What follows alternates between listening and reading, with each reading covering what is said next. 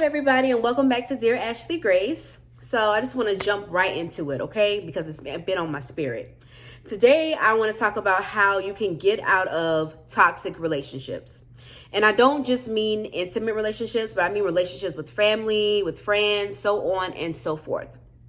I think for most people, when they're in relationships with people, they just see the best in that person. And so they either ignore or don't recognize the signs of that person being toxic.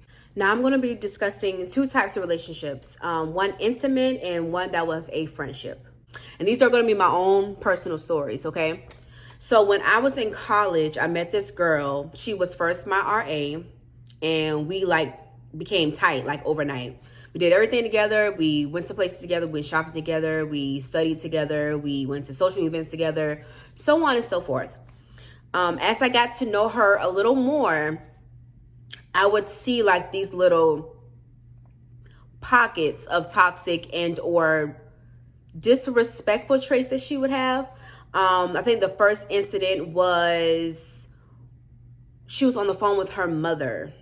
And she was just speaking so crazy to her. I'm just thinking to myself, this is, I don't know this life. And then we're both Black women. So I was just I was very confused. I was I don't know a Black mama who you can yell at and tell to shut up and be quiet. And you're being I don't know what Black mom you can tell that to, but that's how she would speak to her mother. And so that was the first red flag. Now, at the time, I was just you know what? Everyone has their own relationships with their parents. Mind you, that's not a relationship I got with mine. My face would be on the ground if that were me. But everybody's different. So that was the first thing, okay? The second would be we were all living in the same on-campus apartment. So it was myself, the friend at the time, and two other girls. So the friend at the time and one of our roommates would always get into it. Mind you, the friend at the time is also a resident assistant. So she's throwing her weight around a little bit. Well, they would always get into it and argue. And one day it just went crazy. And they got into a full-blown argument, throwing things at each other's doors, so on and so forth. And so that was the first instance that I saw with her having conflicts with people. The second with conflicts with people other than her family was her just telling me how she always falls out with people. And how it's always their fault and they always did something to her and so on and so forth. And then at that point, I started to think, well, at some point or another, you have to look at yourself and be could it be me? Could it be me that could be the issue in all of these relationships that I have that keep on falling downhill? And so fast forward, we both decide to move into an apartment together.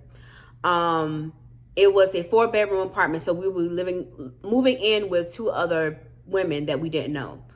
But we decided that we wanted to at least be in the same apartment together. So we moved into this apartment.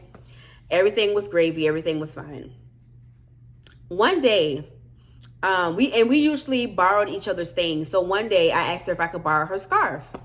And she said, sure. So I borrowed her scarf. And I think I wore it maybe twice or 3 times. But I guess for her, I was only supposed to wear it once and give it right back to her, which I wasn't under the impression of. We live in the same house. If anything, I felt that a simple, hey girl, I need my scarf back would have sufficed. But she went belligerent because I still had her scarf for 3 days. And our relationship just completely went left. You would have thought that I took this girl's man. That's how, and stabbed her auntie or somebody close to her. That's how mad she was. Almost to the point to where we almost got physical because she was in my personal space. And I was just how can somebody go from 0 to 100 like that? And I sent her this really long text message. I don't even remember what all it said, but it was something to the effect of, essentially you're a very mean or toxic person, and I don't want to be friends with you anymore, so on and so forth. And she took that as basically like you're taking it too far, or you're being over dramatic, like you're saying all this stuff to me, like what's happening. I'm just like, I'm the type of person, once I recognize it, because now I recognize it because it's happening to me. Now I see it because it's happening to me. And that's how people get stuck in relationships, is that they can see it happening to other people, but it won't translate until it happens to them. So I was like, I'm not trying to find out what the next situation is going to be between us. So after that, we had to stay living with each other, I think for another 3 months, I want to say, because she was about to graduate, thank God. So I didn't have to live with her for too long, but literally just ducking and dodging. Well, not really ducking and dodging. I wasn't ducking and dodging her. But every time I saw her, it was an attitude. She was being stank. She was just doing too much over a scarf. Over a scarf. To me, it was just like, this is how you always are. It was just, this time was just my turn for this particular reason. That was the first incident with a friend. The second was when I was in a relationship, so an intimate relationship with someone, and everything started off great. Now, I like to say, and I've read this a lot, that during the first 6 to 8 months when you're dating somebody, they're showing you their representative. Meaning they're showing you the person that they want you to see in order for you to be completely immersed with them, right? So whatever it takes for you to like really like get on with them, that's the person that they're going to show you. That's the person that they're going to represent. And once you both get comfortable is when that real person comes out. So within that time, I was seeing different toxic traits about this person. They would be rude.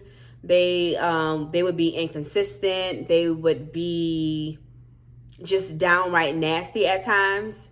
And mind you, this was happening to other people before it started happening to me. But because you want to see the best in somebody, you always ignore those red flags when it's not directly at you. And then when it happens to you, that's when you recognize it. So I was noticing these things that he was doing to other people, and then it turned on me. And he started being rude to me. He started being nasty to me. He started being belligerent towards me. And so that was like a buildup of maybe 2 years, I would say. And it get like by the third year is when like it reached its point, its boiling point.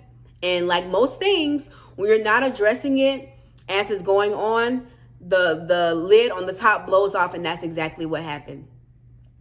So instead of, trying to see those points in that person or those red flags and trying to address them in the moment, and then hopefully if I was addressing them, I could have ended that relationship much sooner than I did.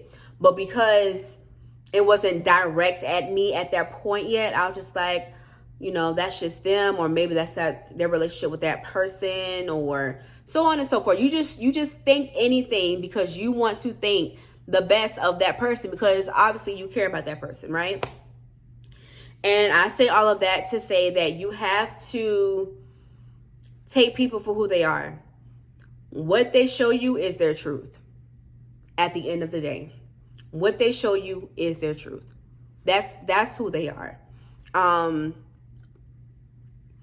And you can't really rely on your feelings when it comes to that, because your feelings will get you hurt.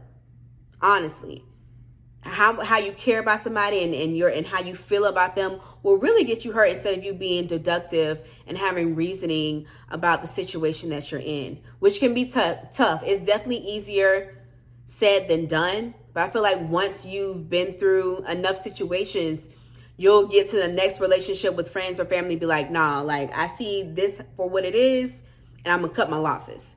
Once you see that one red flag that isn't directly towards you, but to someone else or to whomever, you need to take that into consideration. Be like, is this a relationship that I want in my life and take heed to it. But yeah, I mean, I feel like that's the best way to kind of explain how to recognize red flags in toxic people.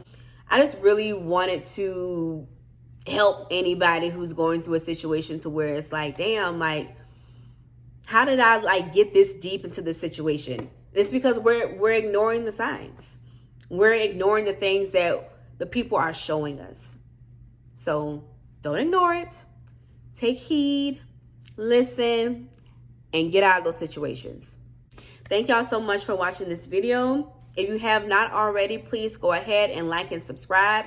And make sure you turn on your post notification bell so you can know when I post new videos. Onward and upward. I'll see you on the next one. Bye, guys.